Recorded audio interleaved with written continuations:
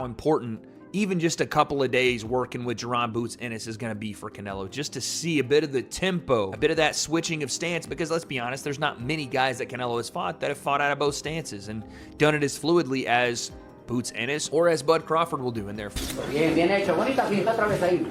No te la cambias.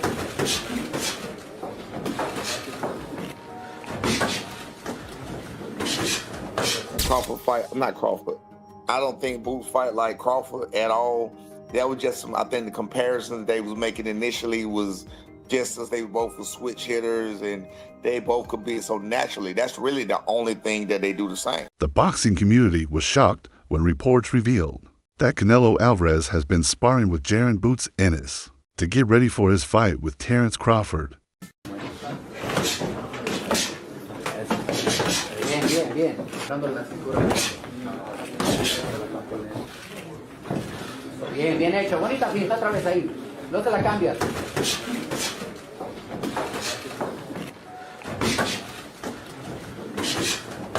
Ahí.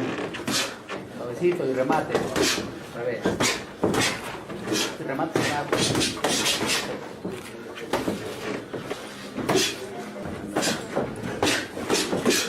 Suavecito y remate. Un pasito atrás y volver.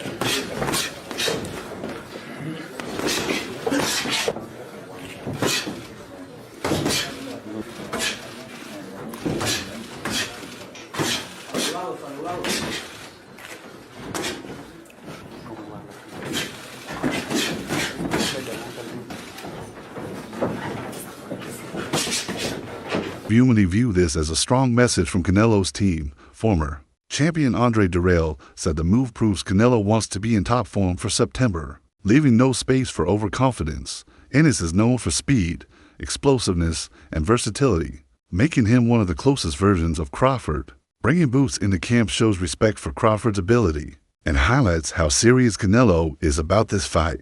Camp with Canelo. I do believe this is get back on Crawford for not taking the fight with Boots back in 2024 when Boots called him out. But Crawford was on the bigger and better things, baby. That bigger and better things being Canelo Alvarez, September 13th, 2025. Bigger legacy, bigger name, bigger payday, bigger status. So, too little, too late, Boots. But I am looking forward to how you advance in your career after this, because this camp is definitely going to level you up, man. You're going to get better because of it in every aspect. Toughness, skill set, smarts. You're going to get a lot from this camp, champ. And I'm looking forward to seeing what you do because of it. You're already a bad man, dog. I want to see where you take it from here. But Crawford, it's over.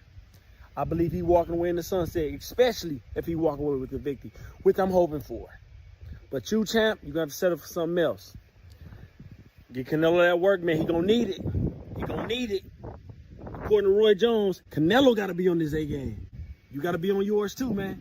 We're looking forward to seeing what you do after this. It's raining on me right now, so I'm going to cut this short, baby. But Boots, get somebody else, champ. Get somebody else. I'm out. View Boxing Orbit shook the sport by posting a picture of Canelo sparring with Jaron Ennis. Their caption read, Canelo Alvarez sparring with Jaron Ennis before his September 13th fight with Terence Crawford, sparking big reactions from fans and analysts worldwide. Greg Hackett says bringing Ennis into camp is one of the most talked about moves before this fight. He believes the buzz is natural because no one expected such a pairing. While some may see it as strange, Hackett insists it's a smart choice. Crawford thrives on adaptability and ambition, so sparring with Boots simulates that energy. Hackett reminds people that Ennis is not just another sparring partner, but one of boxing's brightest stars with speed and hunger. He believes this tough training will keep Canelo sharp daily. For Hackett, what looks like a gimmick is actually a detailed plan showing respect for Crawford and preparing Canelo for every surprise on fight night. I don't know, because it's things I know about camp and how they want things to go. So is it going to be that way? Is y'all going to try to alter the camp, or is y'all going to let them go, or... I mean, is y'all looking to still? Give me the psychology behind both sides. What does Jaron Ennis get from this? What does Canelo Alvarez get from this? I mean, Jaron Ennis get from it being in with the elite, a guy who's prepared for everything. One thing you can't say about Canelo is that he hasn't seen something. Canelo's seen southpaws, he's seen tall guys, short guys, slick fighters, he's seen bulls, he's been up against everything. So you get a world of experience with a guy like Canelo. You get a guy who's in full confidence with a guy like Canelo. So with that type of boxing, I would see Canelo really not worried about so much of what Boots trying to do to him, but really just paying attention to him. But then it's the same, like, I don't know, I can see Boots kind of like, I think the mindset for Boots would be not only to prove I can hang, but to also be trying to see what would come with this shit. You know what I'm saying? I don't know, but I don't think I would do that. I don't know. It's just me. I just think, the only reason I say that, because I think Boots can get that fight. I think Boots can end up in a fight with Canelo. And I'm saying that because, you know, the reason I say I wouldn't do it is because I wouldn't spar you and then here go a year later they fighting. Nah, I mean, doesn't, for as much as it does for Canelo, it does for Boots, though, right? If that were to be the case. Yeah, but there's so many ways it could go. And what I'm saying is, if I was to be where Boots is right now, if one thing we can all agree on, everybody hate Boots right now. They mad at Boots, right? Vujos Benavides Sr. downplays the excitement around Canelo's sparring news, saying his team won't be distracted by headlines. For him, the only thing that counts is what happens when the bell rings. He points out that fans often overvalue sparring partners, forgetting their only tools for training. Whether Canelo sparred with Boots or another fighter, Crawford remains a completely different challenge. Benavides stresses that results come in real fights under the lights, not at gym sessions. His comments remind everyone that serious camps focus on strategy, not social media chatter. You know, whatever. We're not even like thinking about it anymore, and you were just like, you know, Canelo is slipping and stuff like that. Does it make you kind of rethink Canelo and that Crawford fight to be like, well, he's really taking it serious to bring in a guy like Jaron Ennis? Well, like I said, you know, I don't really focus on that. You know, we stay in our lane, you know, and try to get better ourselves. And whatever they do, whatever they decide to bring in or whatever, you know, I'm pretty sure they have a plan. But I don't really focus on what other people do. We focus on what we do in order to get better ourselves.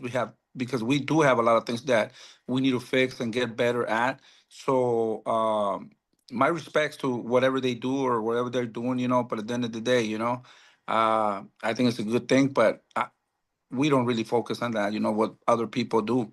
You know, like I said, we got to get better at our craft. Bubry Norman gives a critical take, arguing that while Boots is an excellent fighter, his style is not the same as Terence Crawford's. He explains that aside from body type and power, the two are very different. Crawford is a master at switching stances, setting traps, and adjusting mid-fight. Boots is more aggressive and explosive. Norman warns that sparring with Ennis will test Canelo, but it cannot fully prepare him for Crawford's tricky style. His point balances the hype, showing the move is useful, but limited. I mean, I think it's good work. Crawford, I don't think Crawford fight. Not Crawford. I don't think Boots fight like Crawford at all. That was just I think the comparison that they was making initially was just as they both were switch hitters and they both could be so naturally. That's really the only thing that they do the same. They don't do anything else the same, literally. So I never understood the comparison in that myself. But I think it's still a good look because all work is good work and you want the best work. You feel what I'm saying? So if Jaron Ennis is supposed to be the best work, even though he was a 47-pounder and not going up to 54, which is the same thing that Crawford was. I don't know, man. I don't know. But I do think that Boots getting a lot of unnecessary backlash about doing it, though. I don't agree with the backlash he's getting about, you know what I'm saying, going to spar, getting that paycheck, getting that experience.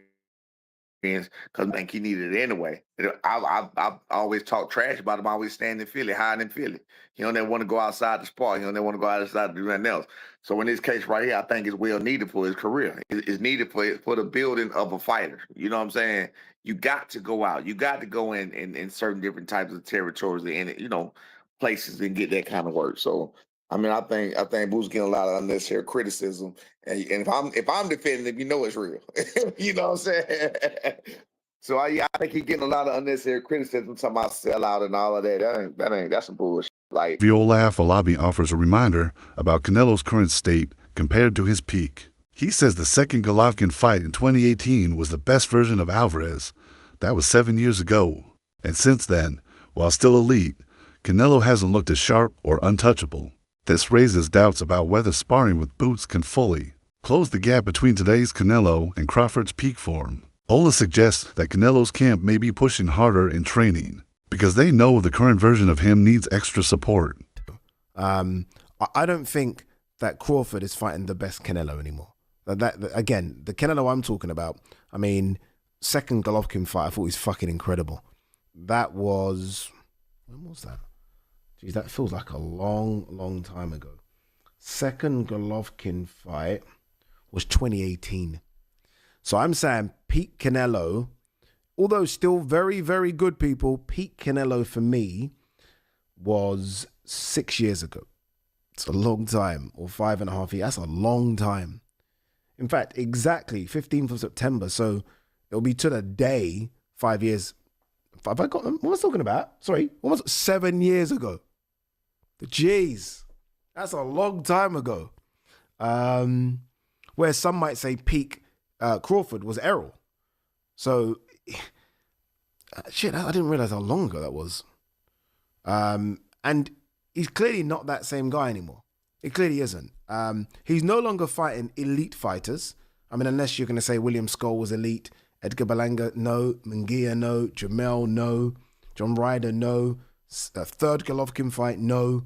So he's no longer fighting the best, but he still is very good, and he's still a top 168 pounder.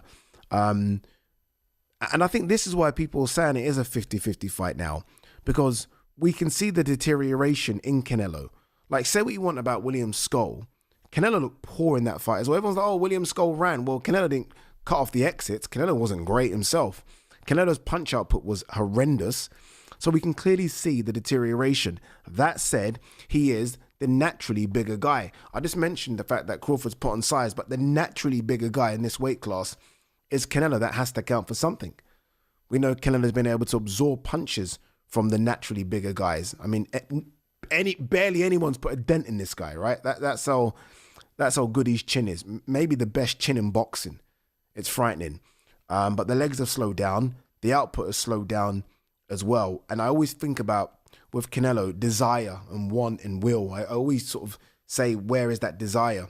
Tribunalists agree that sparring with Jaron Ennis gives Canelo valuable preparation. They say Ennis brings speed, pressure, and angles that are rare in training partners. Facing that daily helps Canelo adjust to Crawford's unpredictability, while experts know Crawford has his own unique style. The challenge of sparring someone like Boots improves timing, reflexes, and toughness. Analysts argue this type of preparation is what separates great fighters from the rest, seeking the hardest tests before stepping into the ring.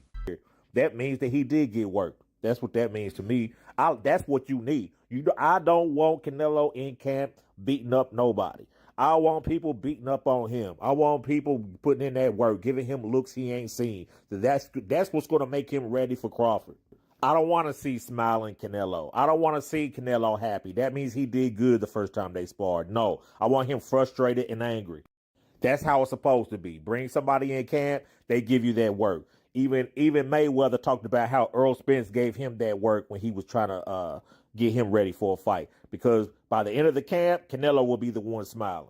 I love it. I'm going to tell y'all why I love it. I'm going to tell y'all why I love this shit. I was wondering, I was like, I wonder who Canelo has in camp with him to prepare for Bud, because I know Shakur Stevenson's not going to help him. View Johnny Ortiz praised the sparring choice, calling it a smart decision for both fighters. He believes Boots is the closest option to Terence Crawford, making him an ideal partner. Ortiz also says the deal helps Ennis too, since training with a proven champion like Canelo gives him priceless experience. He notes that such partnerships are rare, but they benefit both sides by adding skills they can use in future fights. Ortiz's view captures the excitement, framing the move as clever and mutually rewarding.